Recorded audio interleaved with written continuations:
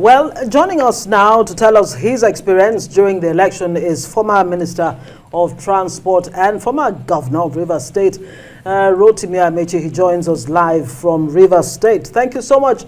It's good to have you on this special election coverage. First off, let's get your assessment of today's outing by INEC. I can only account for the things I heard about and the things I saw in my community. In my community today, as usual, my community youth stood their ground that INEC cannot cut away the materials and run back and run away. So when they finished voting and INEC refused to upload, I had to save a situation that would have been extremely violent. The youths had taken over the football field where INEC was trying to upload because INEC had claimed that they couldn't upload from there because the uploading was not successful. They wanted to go to the council secretariat where PDP usually will rig the election aided by the police.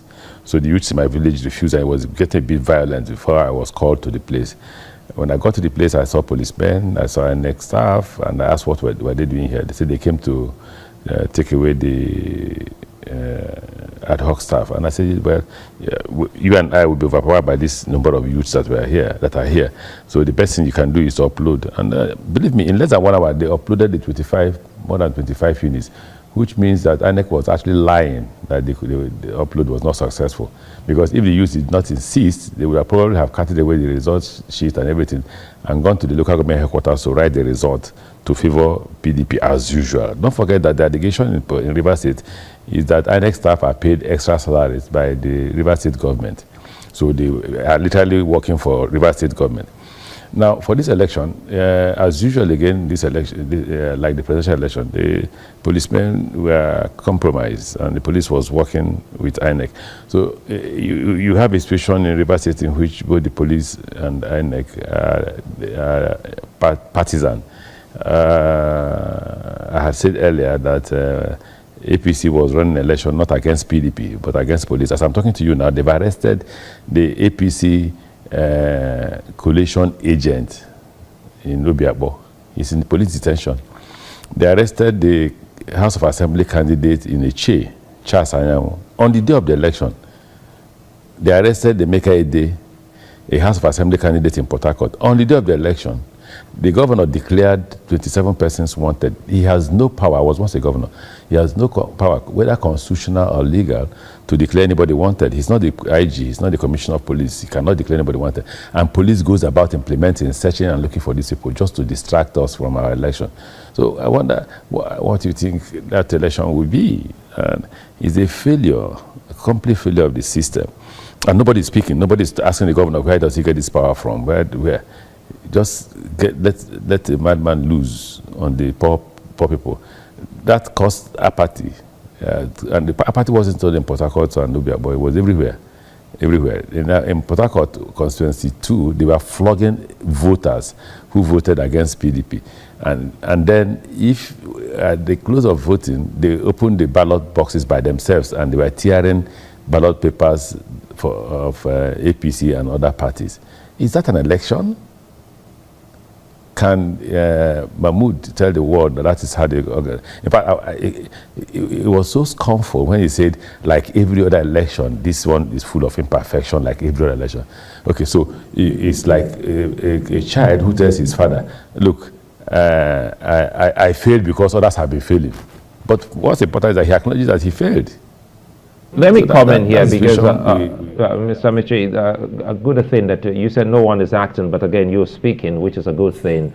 But again, quite frankly, you know, these are weighty allegations, and these are known faces, known institutions like the police and INEC. And if you say they are complicit, do we have enough, or do you have enough evidence that will help the country in pursuing this so that this is arrested and justice is done? You know, just because I addressed the press earlier, a lot of people have said, you know, you're a member of APC, you don't need to speak the way you just spoke and all that and all that. I'm trying not to say a lot of things. Don't forget I served in this government, and I know quite a lot as somebody who has served in this government. And I'm trying hard not to let the world know everything that's been going on. But if you ask for evidence, I just mentioned names. A member of House of Reps running for a second term. A day to the election, they say others from Abuja. He was arrested, detained. Till today, we have not been able to get bail for him. A day to the election of the House of Reps. What other evidence are you looking for? On the day of election, 3 members of APC who are contesting were arrested. What other evidence are you looking for? No, just tell me what evidence you're looking for. He said there are weighty allegations. Okay, allegation number 1. Charles Anyanwu was arrested. True or false? He was arrested. Emeka Ede was arrested on the day of election today. True or false? They are candidates of APC for House of Assembly. The collation agent for the governorship candidate was arrested 1 hour ago at Obiakpo, because that's where they rig election. We personally told him to go and stay there and ensure that only the results that were collated from the units are allowed to be tabulated. And he's been taken to the police station at Okoro Nodo police station. So Suleiman, can you tell me what you mean by weighty evidence? With all of the allegations that you've made now, I mean, what steps are you going to take to ensure that the electoral process is cleaned up? And just like you've said, I mean, you've been part of this administration. You are still part of it. You're a chieftain of the APC. I mean, when you say the police is compromised, and everyone seems to be compromised, the police, for example, should we take the police out of the electoral process? Or what would be your recommendations to clean up the process? Do I look like the president? There are limits. For Christ's sake, even if I was in the government, I was Minister for Transport. Assess me by what I did as Minister for Transport. I couldn't have been part of the process that would have appointed Mahmoud. I opposed that appointment because of capacity. We had written to INEC. This INEC staff in Rivers State are paid every month from resident electoral commissioner down salaries every month. And we wrote, and INEC did not deny that. So what else do you want me to do? The laws are there. Those to enforce the laws are the police. And if they are not enforcing the laws, what do you want me to do? Run to the front of the train and die? In fact, I'm wondering why I actually spoke. Because I've actually given up. Mr. Amechi, sorry to butt in here. Because I've given up. Sorry to butt in here. Nigerians will want to know why you opposed. If you say you opposed the appointment of the INEC chair at that point in time, there must be a reason or reasons why you did that. I said capacity. I've already answered the Suleiman. I said capacity. And I wasn't wrong. Suleiman, was election free and fair? I like to stop talking because I've been advised by some of my friends that I should continue to keep the dignified silence after I'm a member of APC. A dignified silence for a statesman like yourself, I mean, you have earned that. You know, for Nigeria, I mean, how would it, you know, pay Nigeria if people like you, you know, decide to keep silent when you have from a vantage point to see the wrongs in the system, and you have the opportunity to help fix those challenges? Why are you shying away from that? Because you and I have had this conversation before. You and I have had this conversation in private, and you try to persuade me not to keep silence. And my lawyer continues to say I should keep silence, and I've been keeping silence. The reason is simple. Even the Nigerians you want to speak on their behalf, do they care? Do the society care about the fact that these are things you're saying, that things are wrong? When I was a governor, I spoke at the Freedom Park in Lagos, and I said, the reason why all of us, I included myself, the reason why the elite still in Nigeria is because the public, the poor man has refused to stone them, or stone us. I said that at the Freedom Park, right?